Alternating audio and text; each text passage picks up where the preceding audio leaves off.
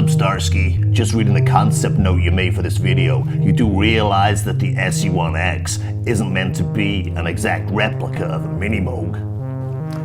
Yeah, I will mention that probably time and time again. Just thought it was a good time to demo that because the SE-3X has come out and people are getting rid of the SE-1X relatively cheaply compared to a new Minimoog at 5,300 quid. Just a good time to do it, I thought. Well, make sure you mention the ring mat, the sync, the extra envelopes, the extra LFOs, and everything else it's got, even paraphonic mode with the update.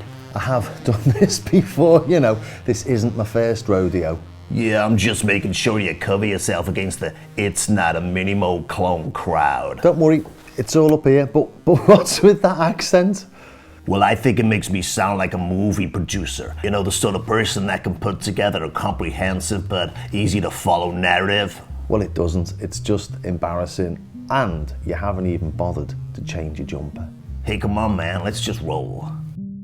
Can you guess what this is? Well, of course you can. Just from a brief look at a close-up of the surface, those knobs, it's that iconic that everyone watching this, I suspect, will have recognised it's a Minimoog from the very first second you laid eyes on it. Let's face it, it's the king of synths, and I think I'm well justified in saying that, considering the number of times it's been copied or emulated over the years. And as it's been such a successful recipe, Moog have once again reintroduced it. This isn't one of the latest reissues, this is one from the previous version. The new iteration's got more MIDI capabilities and the pitch wheel springs back to the centre, which it has never done before. But at $5,000, it's not cheap, but if that's what it costs, that's what it costs. But if you don't want to spend that, have you thought about the Studio Electronics SE-1? And if you've not come across this company before, look them up because they make some of the coolest kit out there. Things like the Omega 8, which has got 8 voices all created using discrete circuitry. This is old school stuff. They also make the Tone Star and Boom Star Eurorack modules. And of course, they designed the Roland SE-02, which I think is unique in the boutique range, as I think it's the only analog one. So that's who they are, but what's important here is that they've been playing with Minimoog innards for well over 30 years now. They originally started out creating the MIDIMOOG in 1989, and then they created the MIDI Mini, which is now on version 3. But then they created the SE-1, and this was the first edition of Sound on Sound I ever bought in 1994, and I remember reading these exact words when the reviewer put it up next to his own vintage Minimoog. He said that sonically they are peas in a pod. It wasn't perfect, the envelopes were a little bit slow, they were digital so they weren't as snappy as the Minimoogs. They did create a little board or something that you could put inside to make them snappier, but that was on the way to them making the SE-1X, which has got snappier envelopes and a couple of little extra additions as well.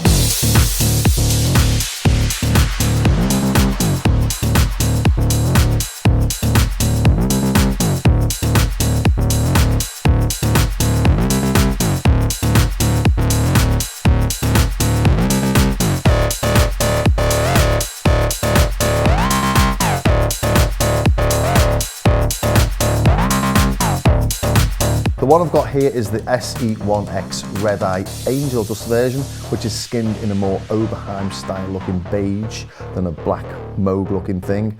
And a version of this called the 2019 was re-released in 2019, and that can still be found in stores, so it's still available new if the risk of buying used isn't your thing. Make sure you mention everything else it's got, even paraphonic mode with the update.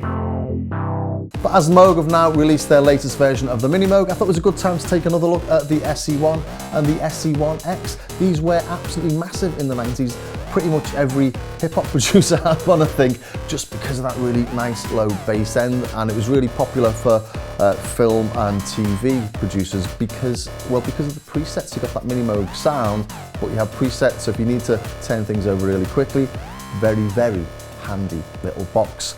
It's also got a few additions to the synth engine. We've got 3 syncable LFOs, 4 envelopes with a choice of curves, two filter types. There's a Moog ladder filter and an Oberheim style 12 dB, which can be low pass or band pass. There's also PWM and sync on the oscillators, and like the Pro One, you can choose all the wave shapes simultaneously. And the best bit is that you can pick these up for around £1,000, a little bit more, a little bit less, depending on the condition. So are there any downsides? Well, we do lose the FM that we've got on the Minimoog. The Minimoog, obviously, you can use oscillator 3 in its low frequency mode or in its audio rate mode to modulate the filter or the other oscillators. On this, we can't do that, but we do have ring mod. We've also lost that sort of shark's tooth shaped waveform that we've got on the Minimoog, but you know, we've got PWM, which I think more than makes up for that. So shall we take a listen?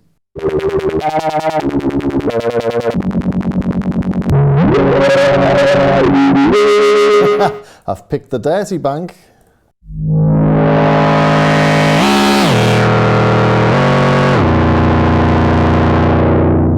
So we can hear that even though we don't have the FM capabilities of the Minimoog, the ring modulator is doing some nasty stuff in there.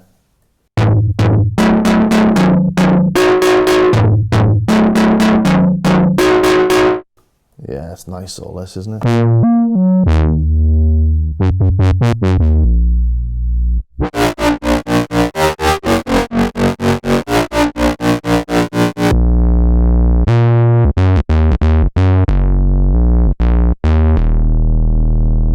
Let's go lower, a bit too low.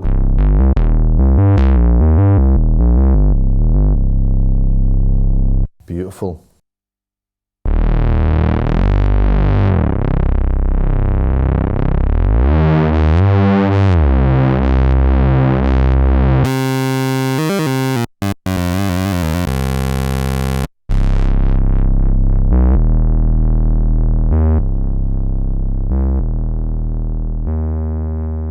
Yeah, I could just sit here all day playing these, you know.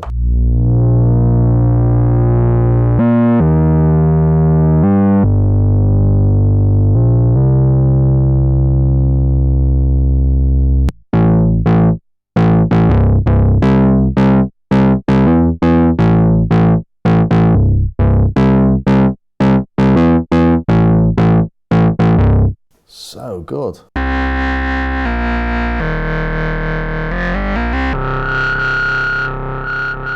That's aftertouch.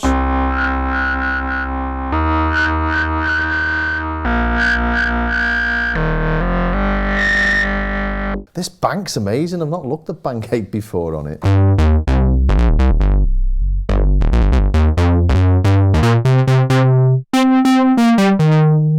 Oh God, it's gorgeous.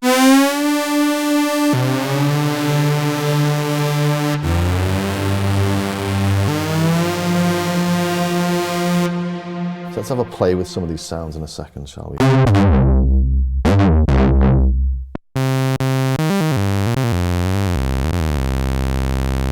Okay, I'm gonna have a play with it now. Let's play with it and let's put it up against the Minimoog. But you get the idea. I hope you're getting the idea from this. It's just like how handy it is to have presets on it, because you can hear how complex this can get.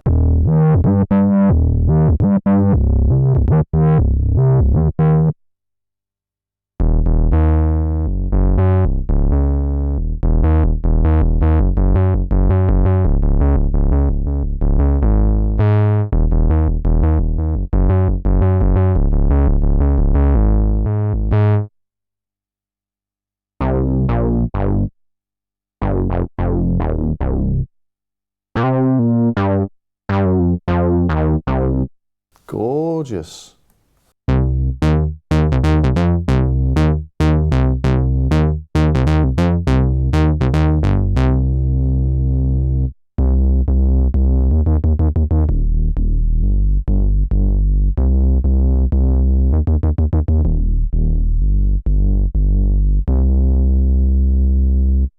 Let's stop playing. I can't go through about 900 sounds doing that. Let's have a little play with it.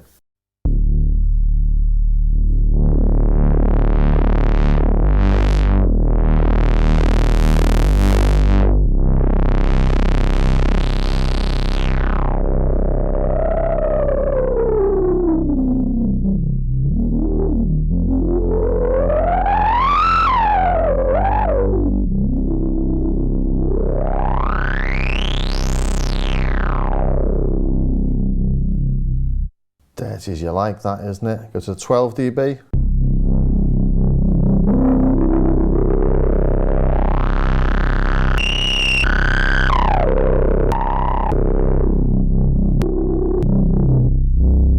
Definitely a different feel to that. Try a bit of bandpass action.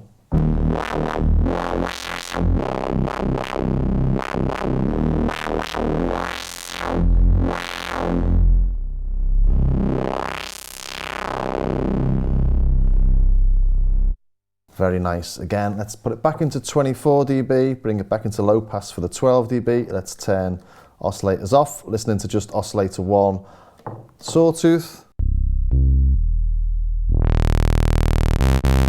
And that's how you get a fat sound on these, just a single oscillator. When I first got one of these, I couldn't fit it in a mix very well because it just overtook everything.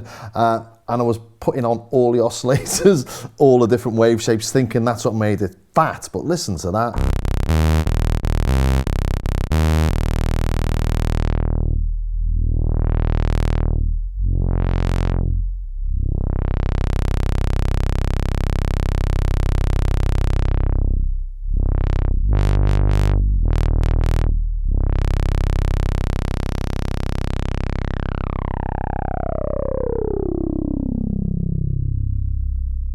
Beautiful stuff. Watch your ears.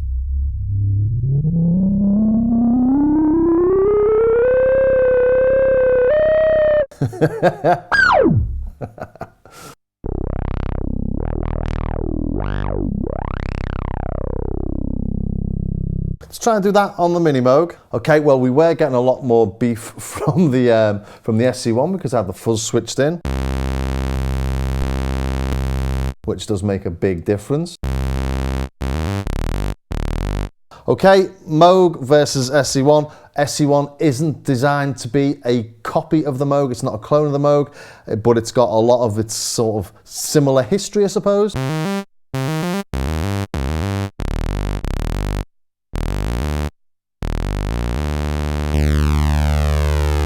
And if we look at these oscilloscopes, very similar, aren't we?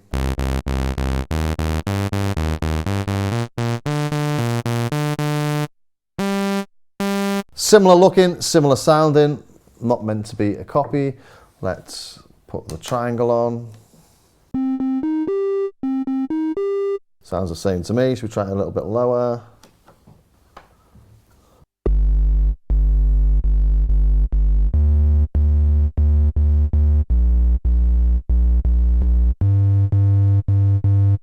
So we're starting off from a very, very Moogy standpoint, aren't we?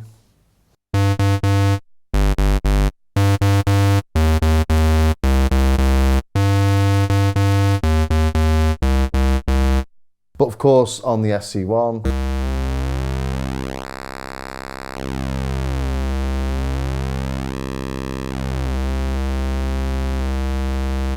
PWM, obviously we don't get on the Moog, we get 3 distinct choices.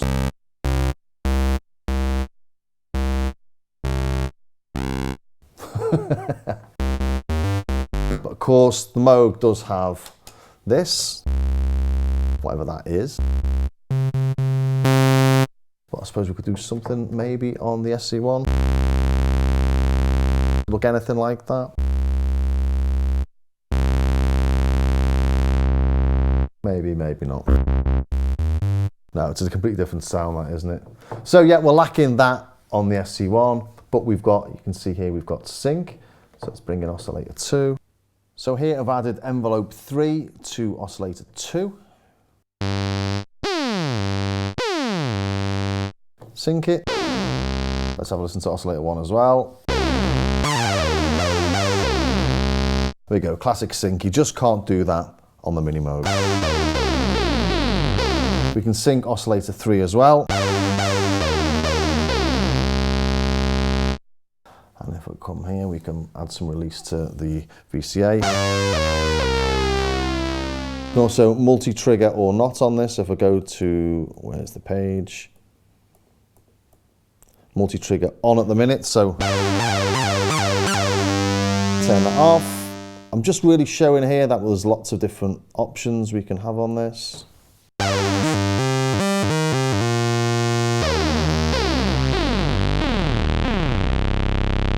Here I've created a typical 3 oscillator Minimoog patch.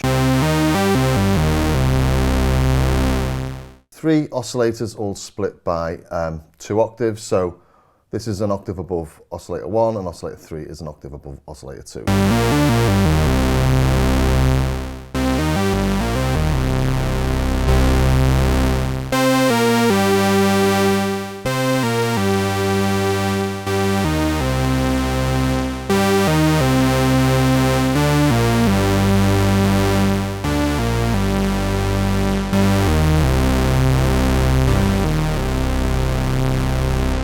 And I think you'll agree they sound spectacularly similar. Let's put them on the same octave.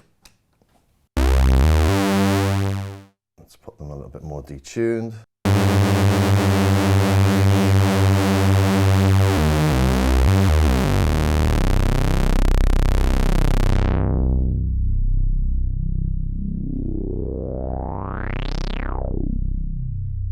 Let's try that over on the SE-1.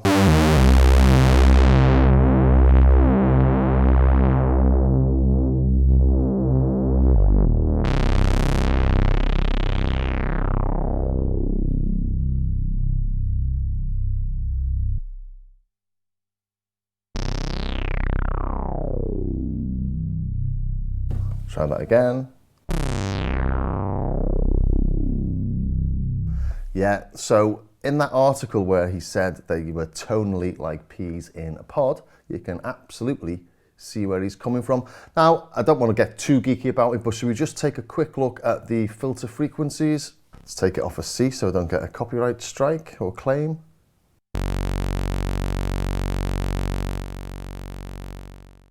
Losing all that bass or all the volume when the resonance comes up, as you'd expect. Now watch your ears here when I do this. Exactly the same, it feels the same. These are discrete filters on the SE-1X, so they're not on a chip, they are individual components. So as I say, watch your ears.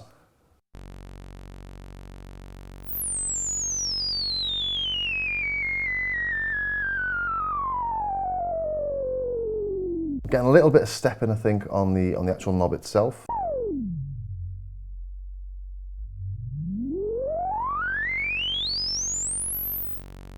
But off it goes, way over 20 kilohertz.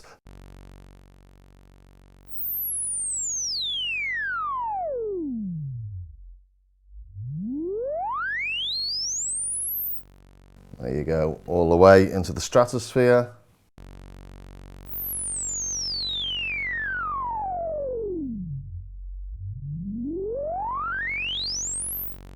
Very similar, but let's just try this on 12 dB just to show you the difference as well as hear it. I actually prefer the 12 dB on this, it's got more grit, I think.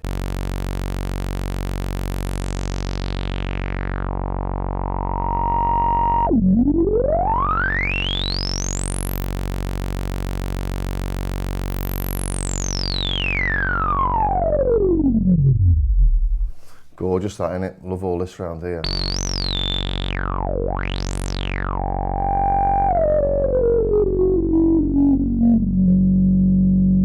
Beautiful. Let's see if we can match them a little bit better. Just do a little bit of a sort of a sweep with high resonance.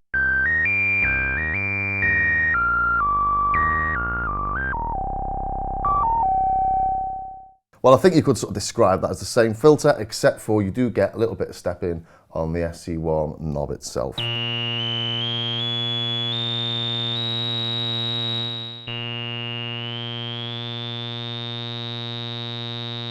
You can hear how much smoother it is on the all analog MIDIMOOG.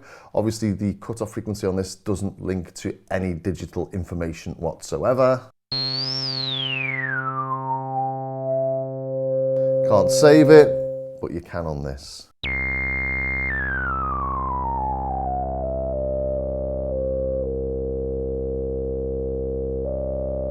And I'm not saying it's an inevitable consequence of having something that can be saved, by the way, before it gets picked up, but just something to note, perhaps. So this can do sync, and the Minimoog can't do sync. This has got a ring mod in it as well. We find the ring mod, go to the mixer page. Quick way to do that is just to wiggle one of these. Here's the ring mod. Let's turn oscillator 1 and oscillator 2 down, shall we?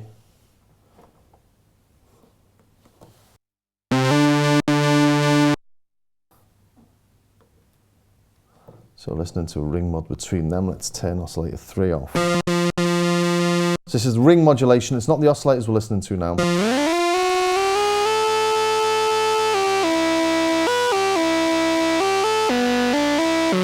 is where we're getting all those dirty tones earlier from.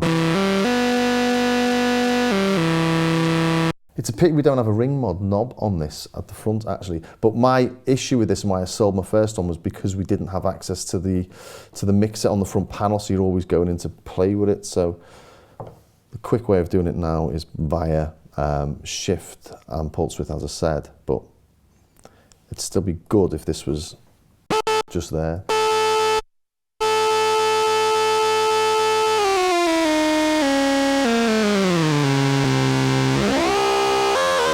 So all sorts of dirtiness you can get out of this. So that's syncing up oscillator 2 with oscillator 1, but ring modding them. That's not ring modded. I mean, that's not synced. But of course, ring mod's on full there. Let's just bring the oscillators onto full. And add some ring mod.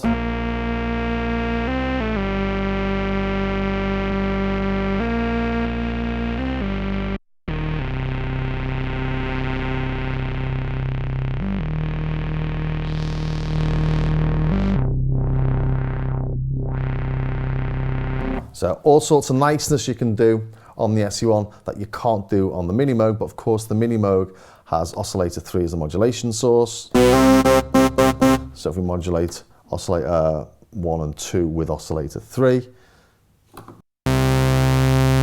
oscillator modulation's on.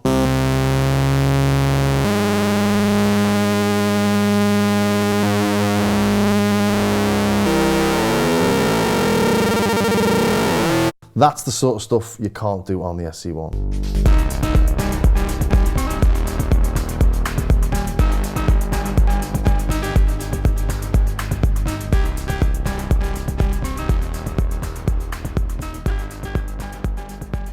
So there, oscillator 3 is still being controlled by the keyboard. It's sort of tuned to oscillators 1 and 2, and you get dirty sounds. But it does go out of tune when you do it, which is why the pitch bend hasn't got a spring on it, although the new one does.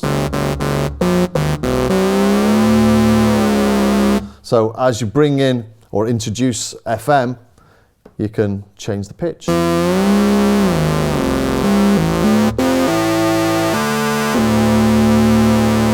And of course you can do the same with the filter on this as well. So let's just modulate the filter.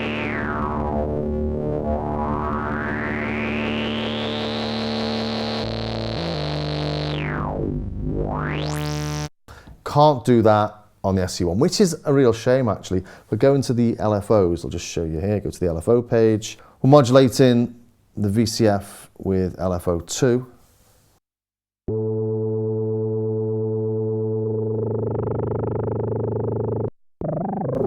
So it doesn't go into audio rate. And of course we can change that, let's change it to a square. It's not the same as this though, in any way. But you have the ring mod, and you have 3 LFOs, and you have 4 envelopes. And you've got velocity control as well. You do on this Minimoog, but not on an original, obviously. So without going into absolutely everything they both can do, I hope I've given you a good overview. The FM versus the ring mod is the big difference, but as I showed at the start of that, unintentionally, the SE-1 can really do some dirty, horrible things, or sort of, it doesn't have to be dirty and horrible, I say that, but you know, FM doesn't have to be dirty and horrible either.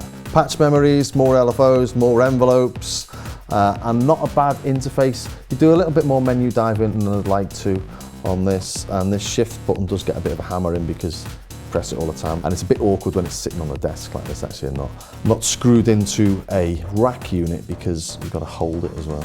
But you get the idea, I think. Very nice little unit. So there you have it, the SE-1X from Studio Electronics. If you're hankering after that Minimoog sound and you haven't got £5,000 in your bank account or more, well, yeah, well worth taking a look. You've got presets, you've got lots more LFOs, envelopes, there's even an app. Yeah, it's a great little instrument. So I hope you enjoyed that, and if you did, please think about subscribing, ring the bell, join me over on Patreon, do anything you can to support the channel, really. On Patreon, I've got hours worth of tutorials, helping you to get the most out of your synth, plus there's some samples there and some preset packs and stuff like that. Anyway, I will see you next time.